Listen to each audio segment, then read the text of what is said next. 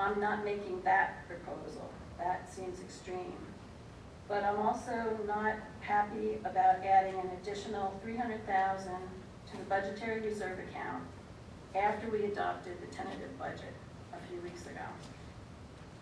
It represents an additional hike for taxpayers.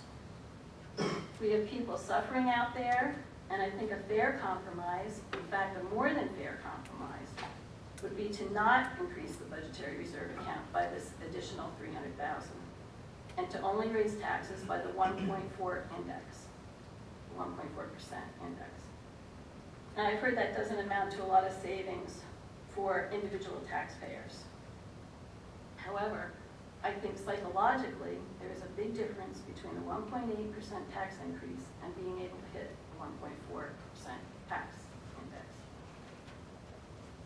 Others are going to argue that we need the full 5% in budgetary reserve for our bond rating, although we didn't actually have this last year. But when PFM discusses our bond rating, they talk about fund balance, not budgetary reserve.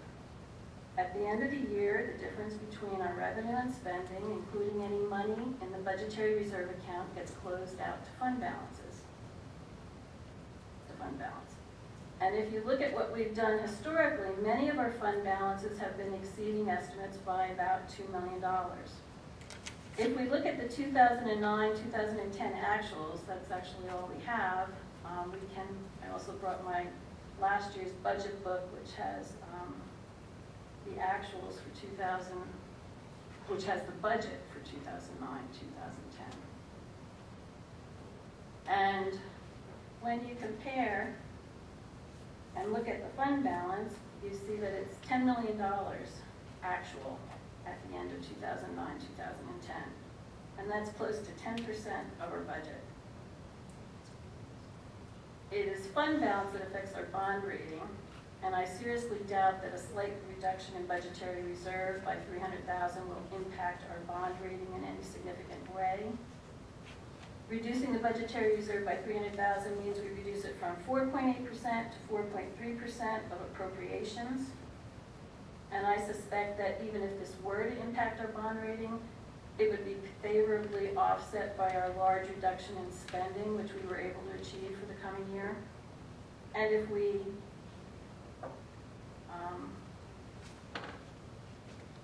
actually don't raise taxes to improve our bond rating. Surely no one would suggest raising taxes beyond the 1.8% suggested tonight to improve our bond rating. Now, while a 0% tax increase argument could be made, I don't support that because I think taxpayers also have to be part of the compromise, and the district does face many challenges and uncertain economic times ahead. But I also think 1.8% is too much given the circumstances. We didn't need to increase the budgetary reserve account yet again from the February 23rd level, which was adopted.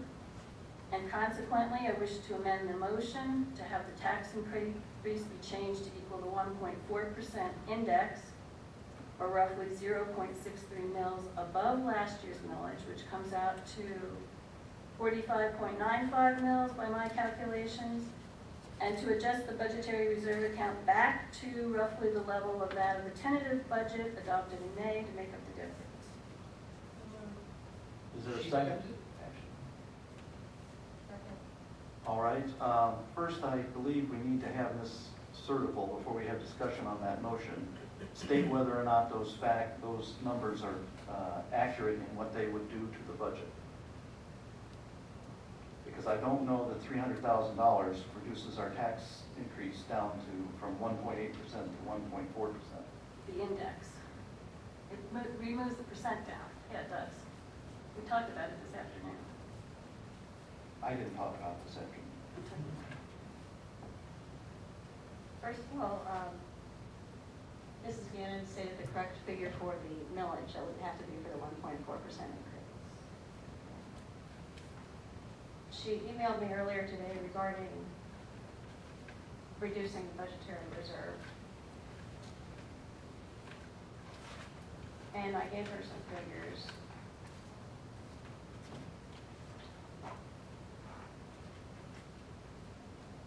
But I want to explain, first of all, that the original budget that we approved back in February with the very small budgetary reserve was only because at the time we hadn't identified where we were going to make all these big cuts and where we would be able to have any room to make reductions. So that was just a placeholder, Right, basically. right.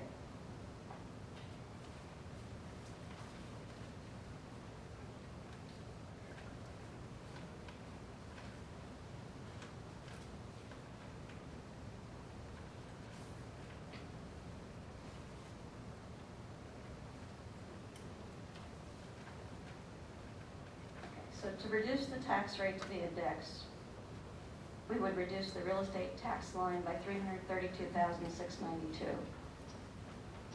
And if we reduce the budgetary reserve by $304,557, we could have a zero budgeted ending fund balance, using that ending fund balance, which would allow us to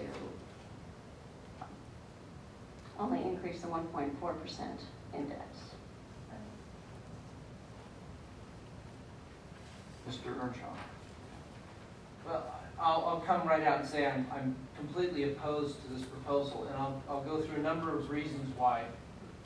Mr. Vlad, if you want to sit down, I don't have any particular questions for you at this point, but I do appreciate your willingness to answer them. First of all, the reason that our proposed beginning fund balance for this budget is so much higher than what our last year's budget was is through a combination of exceptional management, austerity measures, and some early retirements and resignations that were not filled right away that allowed us to save money on salaries. So we had administrators, like assistant principals who left, who we did not backfill. We had central office administrators who left, and we did not backfill them immediately. We've had teachers who left that we did not backfill immediately, or we brought in long-term subs at a much lower rate than the permanent employees that we replaced them with. The fact that we've got a higher fund balance coming into this budget than we expected a year ago when we adopted our budget, it is a combination of those factors, as well as from some refinancing, if I remember correctly, of bond monies that were not transferred to capital reserve. Is that correct? All right. So to say that, well, we always end up with millions extra, well, we have, and we've been fortunate in that regard, but I know that the programs in the schools that my children attend have suffered. They have not been able to have some of the expenditures that we originally budgeted for as a school board, because we put a spending freeze on in April, March? In January. So over half of the school year, we put a freeze on spending. We put a freeze on hiring. Now that is not always obvious to people who don't have kids in the schools. It is sometimes for people who do have kids in the schools. We see those changes and we see those programs. Will we be able to do that year after year? Well, we could. We could certainly freeze spending. Start freezing spending in October. That's not going to help us deliver the program. So to assume that we're going to have $2 million or more extra through fiscal management, I hope that our very talented staff is able to find those kinds of opportunities without materially impacting the program. I think at this point it's unlikely. The second issue is that when we look at the amount of money that we've budgeted right now, so if I look at our proposed budget of the original motion, we have revenue of $111,500,000. The total expenditures is $120,300,000. That includes a $5,700,000 budget reserve. If I back that out, our proposed spending is $114.6 million. Our proposed revenue is $111.5 million. That's almost, well, it's a $3.08 million deficit. So what we are proposing to do in this budget is to spend over $3 million more than we're taking in by revenues of the original proposal. if that's the case, and of course, we hope that we won't spend everything, we hope that revenues will be higher than we expect. We hope for these things, but we can't count on them. But at the end of the year, under the original budget proposal, we had $5,757,000 left in unspent funds from the budgetary reserve primarily.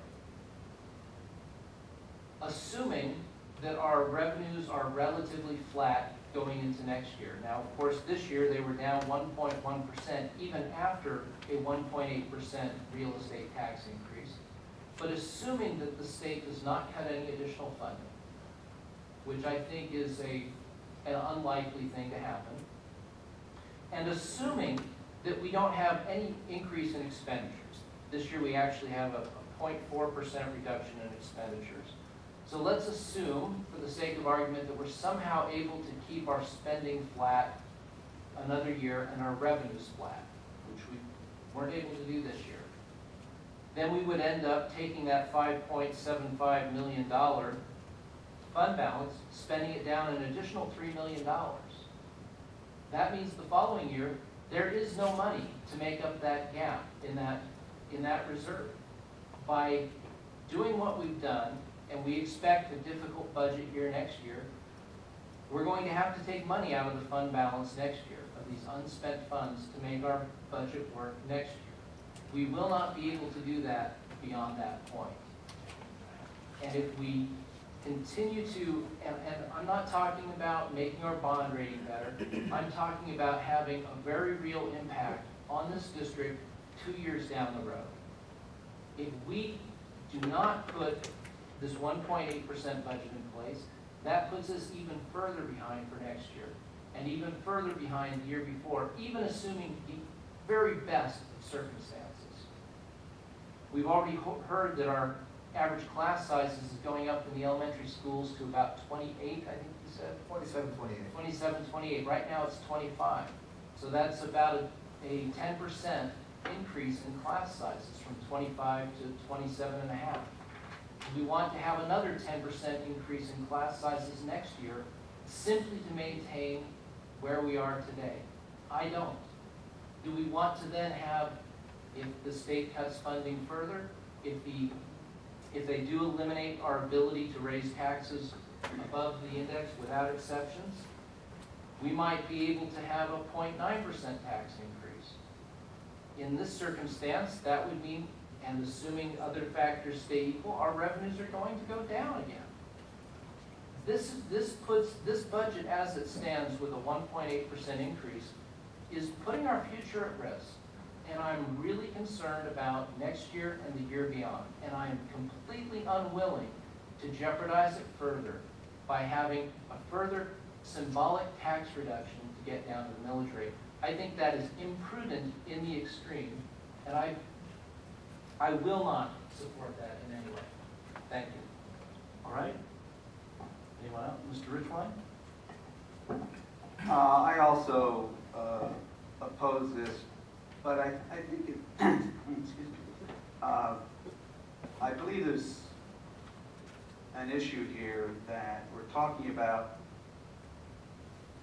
cutting the tax increase by cutting the budgetary reserve. And the budgetary reserve is an expense category that we typically do not, and always hope we do not, have to spend. In May, I'm looking at the numbers for May, we were planning on taking $2.5 million out of our fund balance, which was roughly a third of the fund balance that we had anticipated.